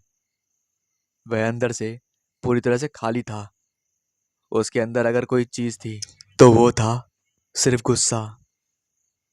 ये स्कूल एक पहाड़ के ढलान पर था, जिसके आसपास दूर दूर तक कोई इंसानी बस्ती मौजूद नहीं थी। यहाँ पर हमेशा अजीबोगरीब तरह का माहौल रहता था। उस जगह पर अच्छे खासे जानवर भी मौजूद थे, मगर उन्हें भी देखकर ऐसा महसूस होता था कि वो जानवर भी अंदर ही अंदर किसी वजह से डरे हुए हों। उनकी आंखों में भी हमेशा मायूसी रहती थी। गर्मियों के मौसम में भी यहाँ अक्सर कोहरा फैला रहता था। एक अजीब सा आलम हर वक्त छाया रहता था। पक्षियों की आवाज़ें भी बहुत कम सुनाई पड़ती थीं। लगता था कि पेड़ भी जैसे किसी अनहोनी के इंतजार में सहमे हुए अपनी जगह पर खड़े हैं। सच तो ये था कि वह पेड़ के साए हमेशा एक अजीब सी आकृति बनाए रहते थे, जो दूर से देखने में किसी शैतान से कम महसूस नहीं होती थी। ऐसा मालूम होता था जैसे कि वो हिस्सा किसी और ही दुनिया का हो। वह हमेशा एक एहसास रहता था जैसे कि कोई अनहोनी घटना होने वाली हो, और एक दिन ऐसा ही हुआ। उस दिन स्कूल में एक अजीब बात हुई। रोहित जब छुट्टी के बाद लंबे गलियारों से गुजरता हुआ हॉस्टल की ओर जा रहा था, न जाने अचानक उसे क्या हो गया कि वह हॉस्टल को जाने वाला सीधा रास्ता छोड़कर बाईं ओर मुड़ गया। रोहित 8वीं क्लास का स्टूडेंट था और 7 महीने पहले ही वहाँ पर आया था। इससे पहले वो शहर में एक स्कूल में पढ़ता था, मगर वहाँ वो फेल हो गया तो साइकिल मरम्मत की दुकान चलाने वाला उसका पिता उसकी सौतेली माँ के दबाव में आकर रोहित को यहाँ पर स्कूल छोड़ाया था, जो शायद उसके पिता की सबसे बड़ी गलती थी। अपने बच्चों को यहाँ डालने के बाद अधिकांश माँ बाप अपने बच्चों को लगभग भूल जाया करते थे। यहाँ किसी को दाखिल कराने का मतलब होता था कि उससे अपना पीछा छुड़ाना। कुछ ऐसा ही रोहित के साथ भी हुआ था। रोहित एक कमज़ोर दिमाग वाला शरारती लड़का था। शहर वाले स्कूल में रोहित को सजा भुगत भुगत कर उसकी आदत चिकने घड़े की तरह हो गई थी। इस नए स्कूल की सख्तियाँ भी उसे सुधार नहीं सकी थीं। हर मार के साथ उसके अंदर का बाग ही उग्र हो जाता था। वह अपने दोस्तों को सताता था, टीचरों की चीज़ें चुराता था और प्रिंसिपल के कमरे के सामने गला फाड़ फाड़ कर फिल्मी गाने गाता हुआ गुजरता था। उसे किसी भी बात का डर नहीं लगता था। मार खाते हुए भी वो हमेशा मुस्कुराता था। उस दिन जब हॉस्टल की बजाय बाईं तरफ अंधेरे रास्ते पर वो मुड़ गया था, तब उसे असाधारण रूप से एक कठोर दंड मिला हुआ था। बात यह थी कि आहते में जमीन के एक छोटे से हिस्से में प्रिंसिपल सब्जियों की खेती करवाया करता था। खेती पर मेहनत बच्चों से कराई जाती थी, मगर वहां उगने वाली ताजी सब्जियां केवल प्रिंसिपल के किचन में सजती थीं। बाकी लोगों का पेट शहर से आने वाली सड़ी गली सब्जियों से भरता था। उस दिन रोहित का दिमाग ना जाने किस बात पर घुमा हुआ था। वह सब्जियों के बगीचे में घुसकर जानवरों की तरह पौधों को उजाड़ने लगा। पकड़े जाने पर पहले तो प्रिंसिपल ने उसकी पीठ पर कई लकड़ियां तोड़ दी।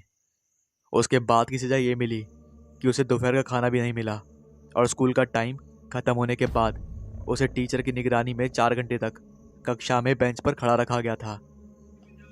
हॉस्टल से क्लास से जाने की इजाज़त मिली।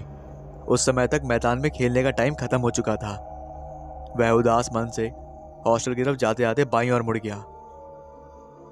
रोहित इसी रास्ते से स्कूल और हॉस्टल के बीच आता था। कभी उसकी नज़र बाईं ओर मुड़ने वाले रास्ते की तरफ नहीं गई थी।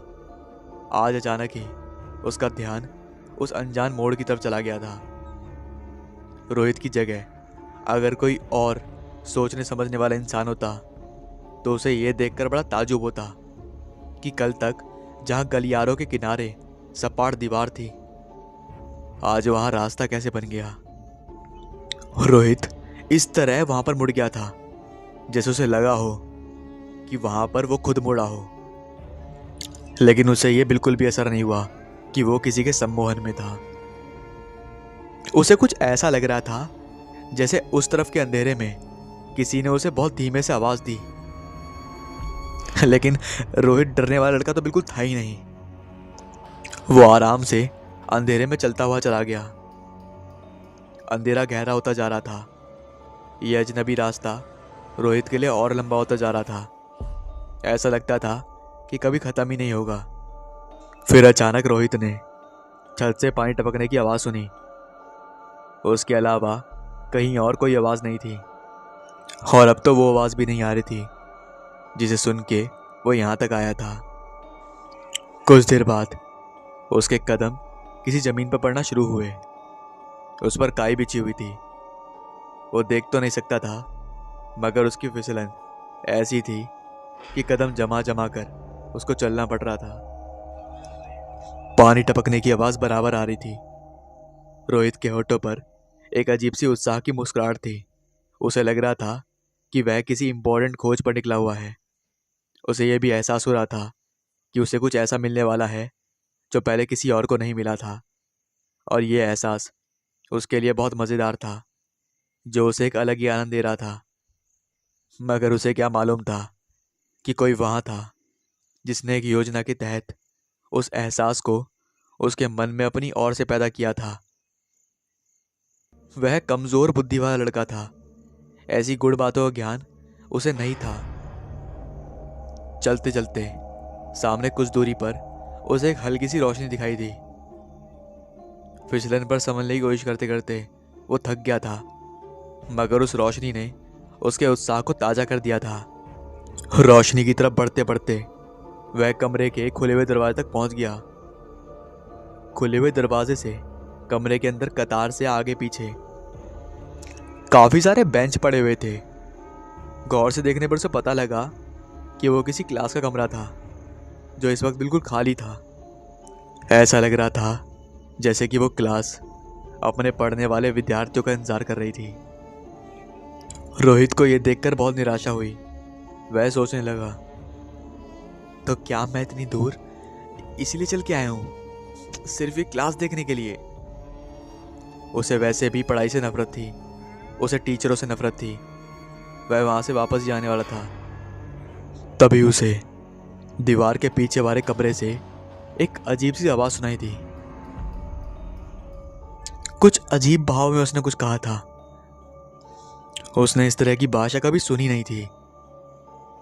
उसने लपक कर उस तरफ देखा जहां से वो आवाज आई थी। उसने देखा एक बहुत लंबी इंसानी काया एक मंच पर खड़ी थी। उसने सिर से पैर तक एक काला तबादा पहन रखा था, जिसमें से सिर्फ उसका चेहरा और हाथ बाहर थे। उसके पीछे दीवार पर एक लंबाकार ब्लैक बोर्ड रखा हुआ था। उस सीधे खड़े हुए विशालकाय शरीर से निकलने वाली आवाज कुछ ऐसी थी जैसे किसी दंतविहीन बूढ़ी औरत की होती है। उससे भी ज्यादा अजीब बात यह हुई थी कि अचानक रोहित उस अजनबी भाषा को खुद बहुत समझने लगा। मतलब उसे वो भाषा समझ में आने लगी। उसके कान उन शब्दों को सुन रहे थे जो उसकी समझ से बाहर थे, लेकिन फिर भी उसे सब कुछ समझ में आ रहा था। रोहित अब उस परछाई को बहुत गौर से देख रहा था और वह परछाई भी रोहित को अजीब सी निगाहों से देखे जा रही थी। कुछ देर बाद रोहित के कानों में वही अनजाने शब्द पड़े। बैठ जा रोहित, तुम्हें मैंने ही यहाँ बुलाया है। उस आदेशमत लहजे को सुनकर रोहित चुपचाप एक कुर्सी पर बैठ गया। उस परछाई ने फिर से अपनी बातचीत जारी रखी।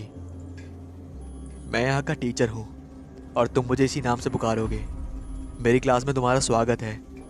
तुम्हें इस क्लास में ये बातें पढ़ाई जाएंगी जिनसे विपरीत पढ़ाई तुम अब तक करते रहे हो। ये परछाइयों की क्लास है रोहित, यहाँ सारी बातें उल्टी होंगी। मिसाल के तौर पर अब तक तुम्हें बताया गया है कि झूठ बोलना गलत है।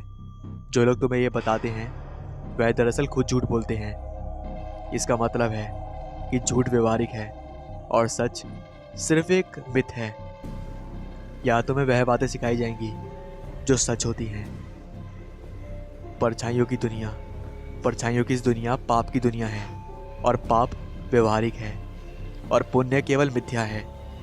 या तुम्हें पाप के गुण समझाए जाएंगे जिन्हें अपनाकर एक दिन तुम उन सारे सुखों को प्राप्त कर लोगे जिन्हें सच बोलने जैसे बेकार की बातों से नहीं पा सकते।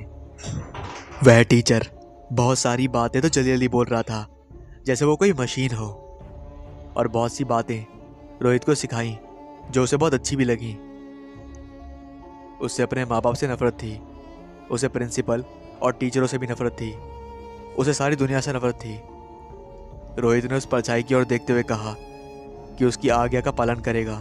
उसकी बात सुनकर वो परछाई भी बहुत खुश हुई और उसने रोहित की तरफ देखकर दोबारा कहा,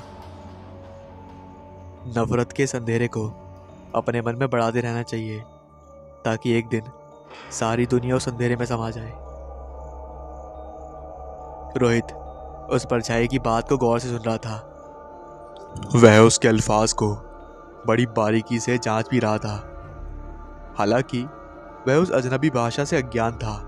उसे कुछ भी समझ नहीं आ रहा था कि आखिर वह परछाई उसे बोलना क्या चाहती है, मगर फिर भी वो सब कुछ समझ पा रहा था कि वह उससे क्या बातें कर रही है। जैसे कि रोहित के दिमाग के अंदर उस भाषा का कोई बॉक्स खुल गया हो और अब रोहित अच्छी तरह से समझ रहा था उस परछाई की भाषा को भी और उस परछाई की हर बात को भी, और वो हर परछाई की बात का असर हिलाकर आंसर भी दे रहा था। अचानक से रोहित के चेहरे का रंग बदल गया। उसकी आंखों में अचानक से शैतानीता झलकने लगी और उसने शैतानी अंदाज में मुस्कुराते हुए उस परछाई की तरफ देखकर कहा, मुझे आपकी बात समझ में आ गई है। मैं आपके हर आदेश का पालन करूंगा और सारी जिंदगी अंधेरे को फैलाने में लगा दूंगा, और जब तक अंधेरा पूरी दुनिया में नहीं फैल जाता मैं तब तक नहीं रुकूंगा। रोहित ने बहुत गुस्से में परछाई की तरफ देखकर कहा। वह परछाई से ऐसे बातें कर रहा था मानो कि वो उस परछाई को वर्षों से जानता हो। उस परछाई यानी टीचर का यही उद्देश्य था। इसी उद्देश्य को लेकर रोहित को आगे बढ़ना था। उसने मन ही मन में यह भी तय कर लिया था कि वह अपनी रगों में बर्फ की ठंडक को जिंदगी भर नहीं भूलेगा। सच तो यह था कि वह टीचर बहुत ही ज्यादा डर चुका था। रोहित बहुत ज्यादा खुश था। उसे ये बात बिल्कुल भी ज्यादा हैरानी करने वाली नहीं लगी कि उसका कमजोर दिमाग, जो आज तक 5 का पहाड़ा याद नहीं कर पाया था, वह बड़ी तेजी से उस परछाई की भाषा बोलना सीख गया था जैसे कि वे उसकी मातृभाषा हो।